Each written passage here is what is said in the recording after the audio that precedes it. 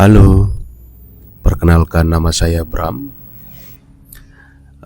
Saya seorang karyawan salah satu perusahaan pengelola jasa penerbangan yang bertugas di salah satu bandara di daerah Indonesia. Sedikit tentang saya, yang dari kecil memang nggak pernah ngelihat hal-hal yang berbau supranatural ya, tapi pernah merasakan ketidaknyamanan dalam tanda kutip ketika mereka ada di sekitar saya. Jadi bisa dibilang antara percaya dan tidak percaya, menerima bahwa kita sebagai manusia berdampingan dengan hal-hal yang kadang gak bisa kita jelaskan dengan logika dan nalar. Kemudian saya adalah orang yang bisa dibilang itu agak penakut ya.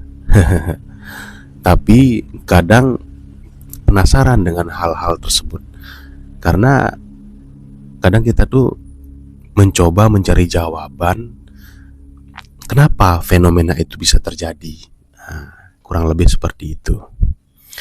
Oke, kembali pada saat beberapa waktu lalu. Di pagi itu, saya bekerja seperti biasa, memantau flow, kebersihan dan kenyamanan para pengguna jasa kebandarudaraan, dan juga saya memastikan semua operasional berjalan dengan lancar. Kondisi atau suasana saat itu di bandara landai, cukup ramai namun tidak terlalu padat. Kemudian aktivitas itu jalan seperti biasa aja, nggak ada yang aneh, tidak ada yang mencurigakan. Jadi ya aman lah. Hingga tiba-tiba suara HT yang saya bawa berbunyi. Bram, monitor. Siapa? Arahan. Tolong ke ruangan saya ya. Baik Pak, segera merapat. Ternyata manajer saya memanggil saya ke ruangannya yang ada di area terminal penumpang ya. Kemudian segeralah saya menuju ke sana. Kemudian setelah saya sampai di sana, saya bertanyakan, ya Pak, bagaimana Pak? Kemudian manajer saya menjawab, jadi ini mau ngobrolin jadwal shift untuk bulan depan. Oke, baik Pak.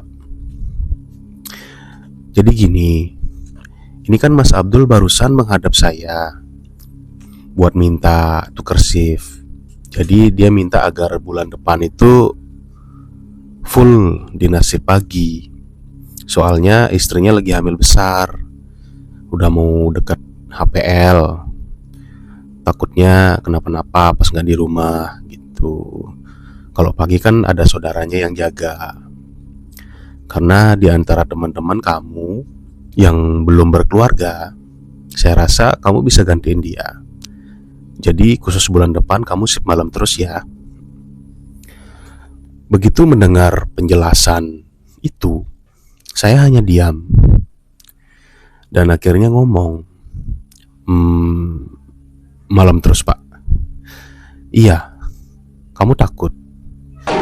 Ekspresi manajer saya sambil mengkerutkan dahi dan agak tersenyum tipis. Karena memang waktu itu ekspresi saya gak bisa bohong ya. Hahaha. Kemudian saya jawab, enggak lah Pak, kan dinasnya gak sendiri. Hehehe. Aman Pak. Oh, kirain. Ya udah, nanti jadwal shift baru akan di-share di grup WhatsApp ya. Baik Pak. Kemudian saya meninggalkan ruangan tersebut dan kembali menjalankan tugas seperti biasa. Singkat cerita, waktu pun berlalu. Muncullah jadwal baru di grup WhatsApp dan tidak ada tanggapan. Maksudnya tidak ada balasan, hanya ada tanggapan emoticon yang ramai di file tersebut. Tiba-tiba persekian menit WhatsApp masuk dari Zaki secara personal. Bro, kamu gak protes tuh namamu di shift malam terus? Enggak lah bro, kemarin Pak Singge udah manggil saya kok, udah dijelasin kenapa. Oh anjir, malam terus ya.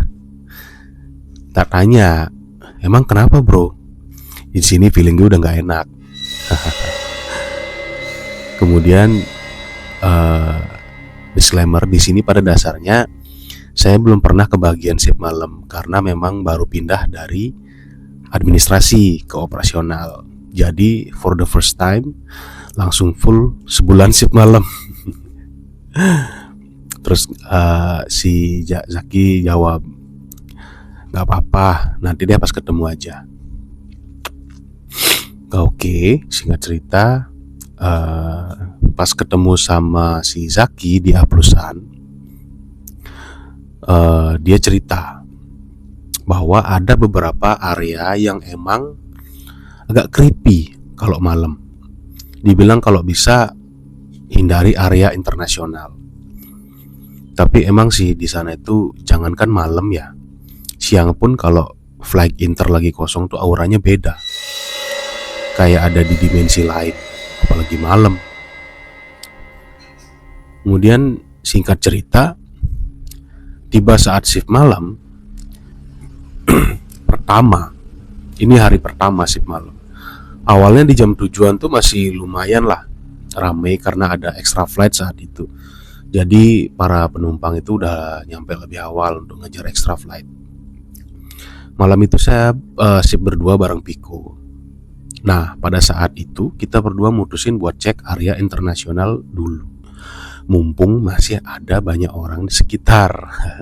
Walaupun di sana tetap sepi sih, ya paling nggak ada orang lah ya. Kemudian pas masuk pintu inter, hening, sunyi, karena emang itu udah close flight. Orang-orang yang bekerja di area sana itu contohnya kayak teman-teman dari imigrasi dan yang lain-lain udah nggak ada. Jadi kita ya udah jalan aja lempeng berdua.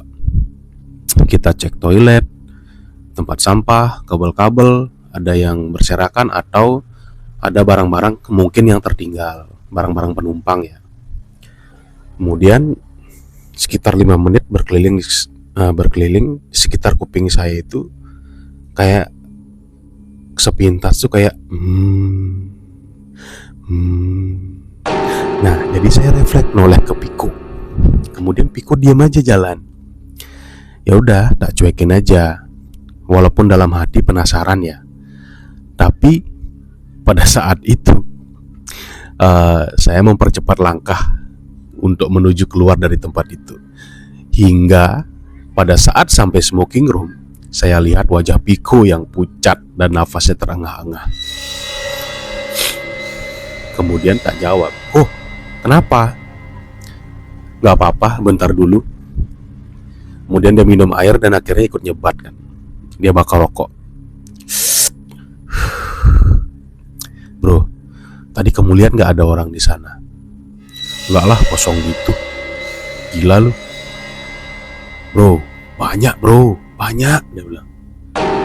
Ada yang mukanya rata, ada yang hangus, ada yang gerak-geriknya kayak sambil ngecengin kita, joget-joget. Modelnya kayak itu duduk di ruang tunggu. Mereka itu kayak duduk di ruang tunggu, kemudian dalam posisi yang duduk tapi gak ngapa-ngapain gitu. Terus tak jawab. Ah serius kok? Iya makanya saya diam tadi bro. Diam aja. Saya foto-foto, udah keliling bentar langsung cabut. Anjir, emang setiap shift malam bakalan gini kok? Tae. Enggak sih bro, cuman lagi apa saja kita kayaknya tadi. Oke. Malam itu berlalu. Kami istirahat di ruangan yang memang disediakan untuk karyawan yang dinas malam. Beberapa hari berlalu tanpa ada hal-hal aneh, karena pasti kita melakukan cek lebih awal ke area internasional yang sepi. Hingga suatu hari saya bersamaan dinas dengan Zaki. Dia WhatsApp lagi, satu shift kita, yoi, abis dinas, mabar ya kita ya sampai pagi. Oke bro. Saya siap-siap berangkat. Pada saat itu pergantian shift dari pagi ke malam itu di antara jam 6 sore. Kemudian saya tiba di kantor pukul 17.30, setengah jam lebih awal. Jam menunjukkan setelah saya datang. Saya bersiap-siap dulu. Kemudian jam sudah menunjukkan pukul 17.55, hampir jam 6. Tapi Zaki belum tiba. Kemudian saya coba kirim chat WhatsApp ke dia. Chatnya terkirim namun tidak terbaca. Kemudian saya telepon, tidak ada jawaban. Dalam hati saya, mampus dah kalau sampai Zaki gak masuk, sendirian banget woi. Dan pukul 18.25 Zaki datang dengan saya yang sudah was-was menunggu sambil sesekali memperhatikan flow penumpang dan kegiatan operasional saat itu. Kirain gak masuk Ki. Dia diem tapi sedikit nyengir. Diam aja lagi. Ya udah, yuk check-in dulu yuk. Keburu malam ntar repot urusan. Kemudian kami melangkah menuju area internasional. Kami berjalan bersebelahan, tapi saya mencium aroma yang tak biasa. Aroma parfum bercampur aroma darah. Aneh banget dah. Buset, bau apa aneh? Udah bangkit tikus kali ya? Saya bergegas menghubungi petugas cleaning service untuk melakukan cek ke area inter melalui HD, sembari tetap berjalan melakukan pengecekan rutin. Tiba-tiba panggilan alam tak terelakkan. Saya harus buang air besar di toilet inter. Tapi gak apa-apa, karena berdua kan, aman lah pikir saya kan. Ki, tunggu bentar ya, mau berak nih, kebelet. Si Zaki ngangguk tipis aja, ngangguk sambil tipis-tipis gitu. Di dalam bilik toilet saya mendengar sayup-sayup suara Zaki seperti ada yang bersenandung, kayak lagunya band Noah yang judulnya tuh Tak Lagi Sama. Kayak gini kurang lebih.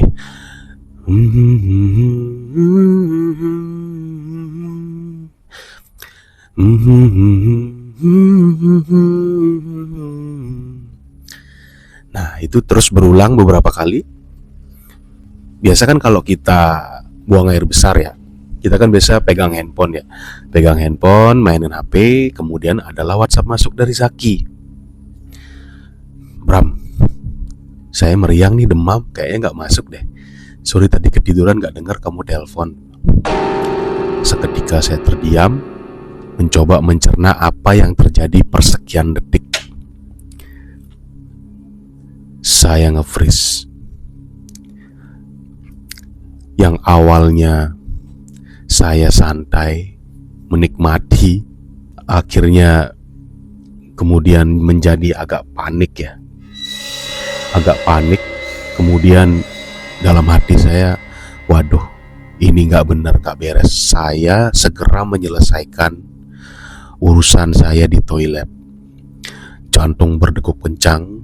Segera saya intinya menyelesaikan urusan di sana. Buru-buru keluar, dan saya tidak menemukan siapapun di sana. Dan gongnya, suara senandung itu terdengar lagi.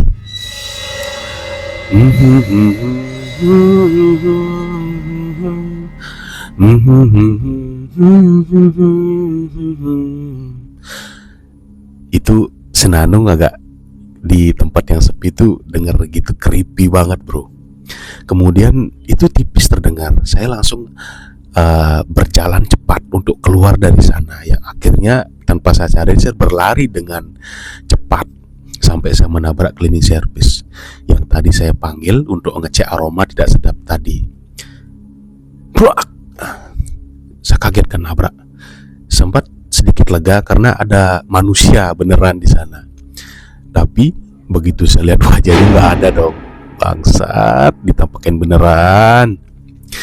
Di sana langsung saya hampir black out, lari mau black out. Kemudian saya akhirnya bertemu dengan cleaning service lagi. Tapi yang kali ini cleaning service sungguhan ya. Dia ngambilin saya minum. Kemudian dia bilang, "Pak, kenapa Pak? Kok pucat keringetan sampai basah gini bajunya?" Saya speechless kan, gak bisa ngomong, diam. Minum. Ya udah minum dulu Pak, saya minum.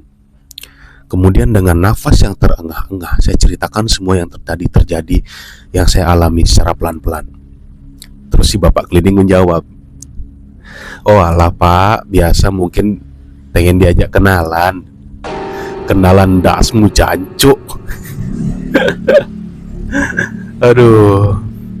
Dan pada akhirnya saya kembali ke tempat keramaian. Akhirnya saya mengkonfirmasi dengan menelpon Zaki. Ternyata benar dia sedang sakit dan tidak sempat ke kantor.